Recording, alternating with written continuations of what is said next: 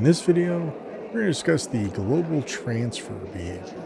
And what this is it's a global behavior, meaning it affects user globals and it's applied just generally to the scene. And what it's going to do is it's going to transfer money, in this case, from my income to my bank balance. And the way we're going to set this up is I've created kind of like a tycoon style scenario where I can purchase a vending machine here, and then that took away the $100 of my bank balance. But now over time, what's going to happen is I'll start accumulating income. So you should see $5 go into my income, and it'll continue to generate as time goes on.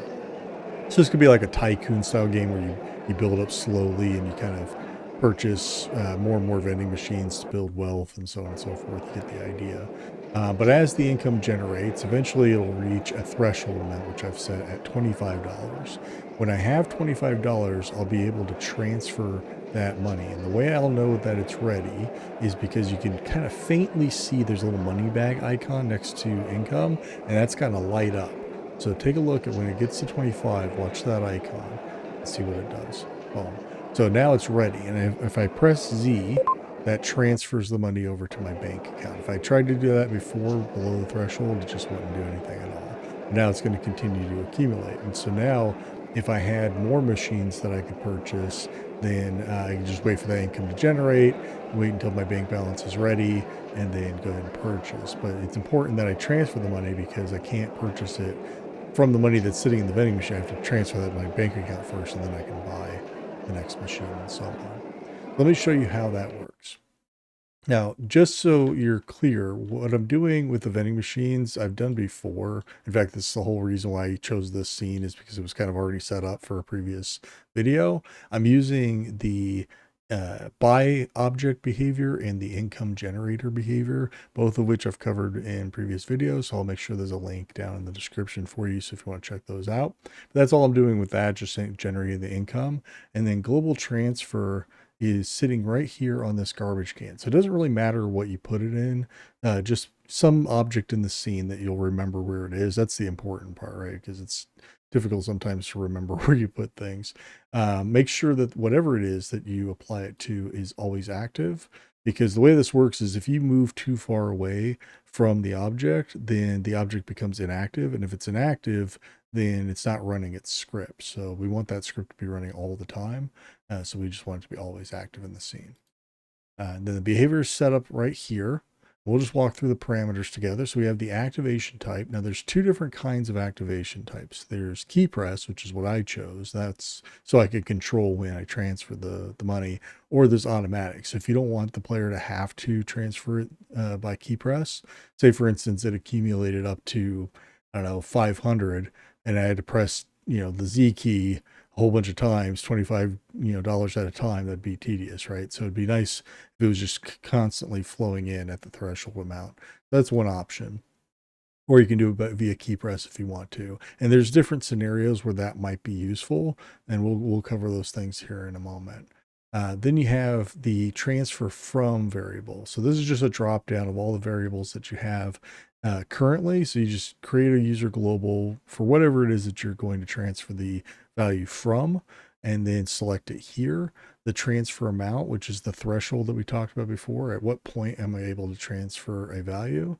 And then we have the transfer to a variable, which is also a drop down. You just select. So you just want to make that ahead of time and kind of plan out, like, where's it going? Where's it coming from? Where's it going?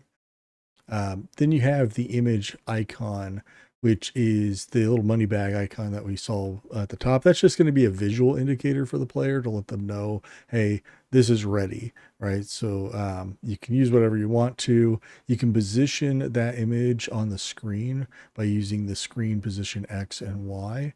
Remember that X is the horizontal, Y is the vertical, and the 0 amount starts up here at the top and works down to 100 at the bottom for Y, and it starts at the left and works its way to the right. So you can see I had mine up here at the top right. So top closer to 0, right closer to 100. You see how that works? Then you have the screen scale. That's just going to be scaling the image itself. And in my case, the default was 10. That was a little too large. I reduced it by half. So I set it by to 5, and that seemed okay for me. Then you have the sound, which is what sound is going to play when the transfer takes place. And so it's real simple, whatever sound you want, whatever makes sense for you. Now, there's another option here, and that is we can choose to transfer instead of to a user global, we can transfer to the player's health, right? So we could also do a scenario where we're picking up now stim packs or whatever, and when I have enough of those, then I can go ahead and inject myself and get a boost of health. That's one scenario. Another thought I had was something similar to if you've ever played Elder Scrolls Online, there's something called an ultimate. And what that means is you have an ability that you can cast, but you have to save up enough ultimate points in order to cast that ability. And it's a really strong ability. You could do something like that, like a power up, right? So let's suppose you're doing maybe a space shooter game and you're collecting certain objects in the scene. And when you have enough of those, then you can hit that key and that does a boost of damage, or it does a boost of acceleration, or whatever the case may be. So there's all kinds of applications for this very simple behavior, but this is just the easiest way I could demonstrate it today. But that's it. That's the global transfer behavior. If you enjoyed the video or if you learned anything new, please be sure to click the like button down below. It helps me out a lot.